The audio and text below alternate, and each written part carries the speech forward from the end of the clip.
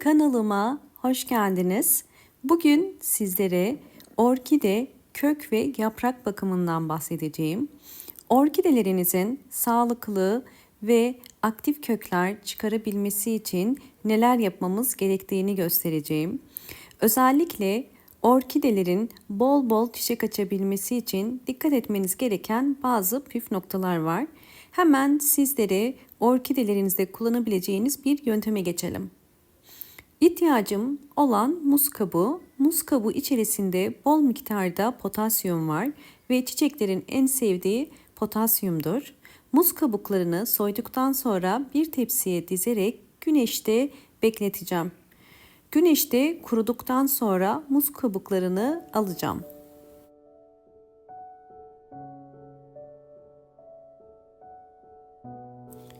Güneşte kuruttuğum muz kabuklarını aldım.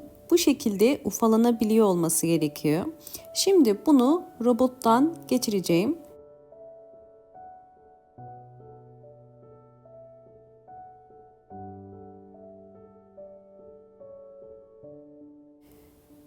Eğer videomu buraya kadar izlediyseniz ve beğendiyseniz hemen beğen tuşuna basıp kanalıma da abone değilseniz eğer bana destek olmak için abone olabilirsiniz.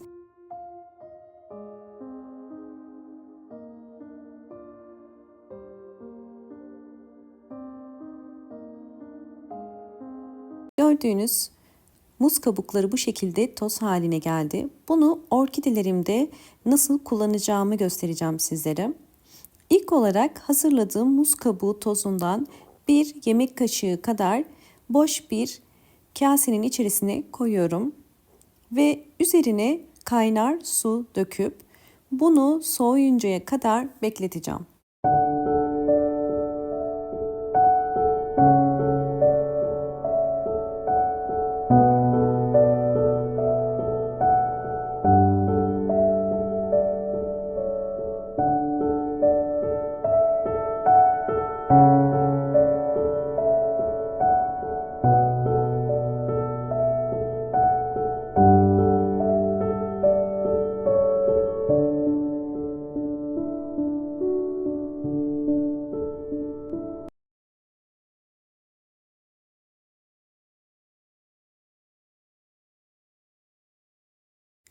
Soğuyan muz kabuğu suyunu süzüyorum. Posasından ayırmanız gerekiyor. Süzdükten sonra bunu orkidelere verebilirsiniz. Sizlere hemen orkidelerde sağlıklı kökler için yapmanız gereken birinci püf noktayı anlatmak istiyorum. Çiçekleri dökülen ve solan orkideleri yeniden çiçek dalı çıkarabilmek için budama yapmak gerekiyor. Eğer çiçeği dökülen çiçek dalınız sağlıklı ise, sararma yok ise mutlaka orkide dalını budamalısınız.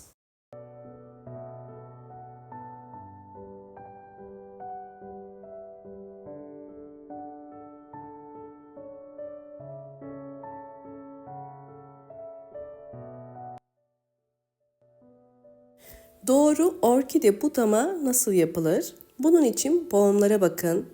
Bunlar boş boğumlar, yani çiçeği dökülen boğum. Bu gösterdiğimde dolu boğum, henüz çiçek dökülmeyen boğum. Bu yüzden budama yaparken kesinlikle sadece boş boğumları kesiyoruz. Yani dolu boğum ile boş boğum arasından tek seferde kesiyoruz.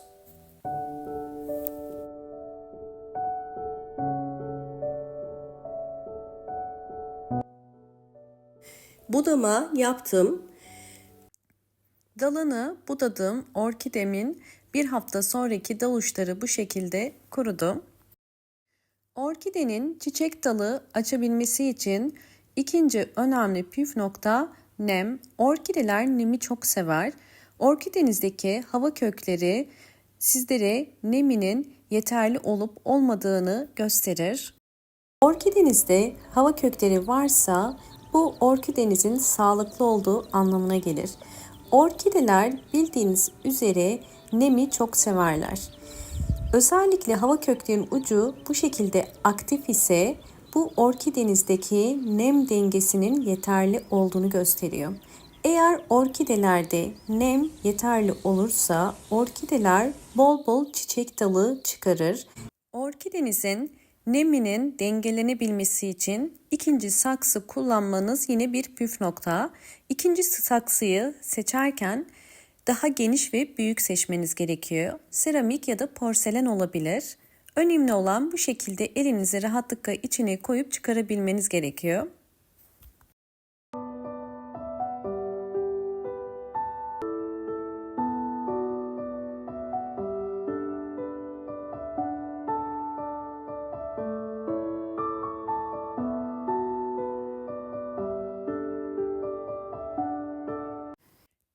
Orkidenin çiçek açabilmesi için üçüncü püf nokta doğru sulama.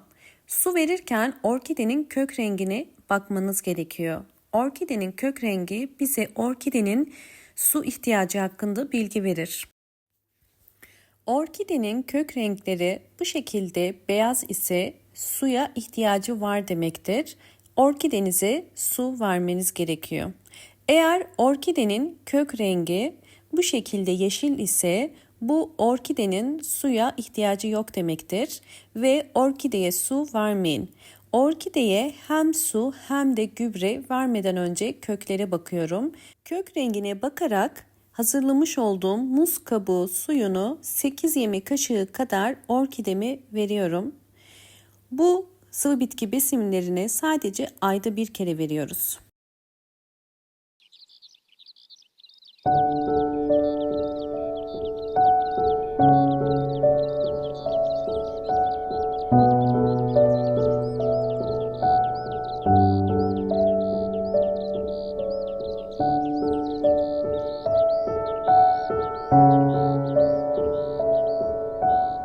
Bu tarz salon çiçeklerinde mutlaka gübre vermeniz gerekiyor. Evde büyüttüğünüz bütün çiçeklerin gübreye ihtiyacı vardır. Sizler orkidelerinize ya da evdeki salon çiçeklerinize ne kadar çok gübre verirseniz o kadar hızlı gelişim içerisinde olurlar. Çünkü topraklar içerisindeki vitaminler yeterli gelmeyebiliyor. Sürekli suladığımız için zamanla orkide toprağı içerisindeki mineraller de azalıyor. Bu tarz salon çiçeklerini toprağa iyice ıslanıncaya kadar sulamanız gerekiyor. Ve aloe veralar için evde aloe vera eğer büyütüyorsanız bu şekilde bol bol yavru vermesini istiyorsanız yine aynı şekilde mutlaka belirli aralıklarla gübre vermelisiniz. Yine muz kabuğu suyunu aloe veralara toprağa ıslanıncaya kadar verebilirsiniz. Böylelikle bol bol yavru çıkaracaktır. Sizlerle orkidelerimin zaman içerisindeki gelişimlerini ve sonuçlarını da paylaşacağım. Videomu eğer buraya kadar izlediyseniz ve beğendiyseniz hemen beğen tuşuna basıp kanalıma da abone değilseniz eğer bana destek olmak için abone olabilirsiniz.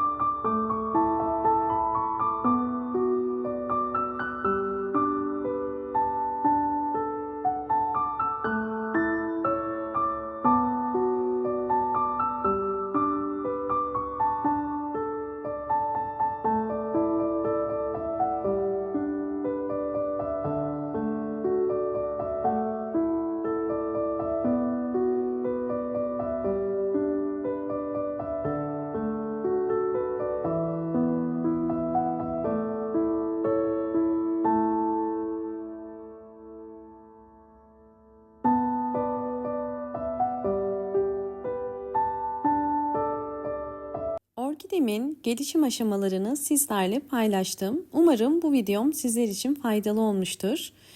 Videomu buraya kadar izlediğiniz için teşekkür ediyorum. Hoşça kalın, sağlıkla kalın.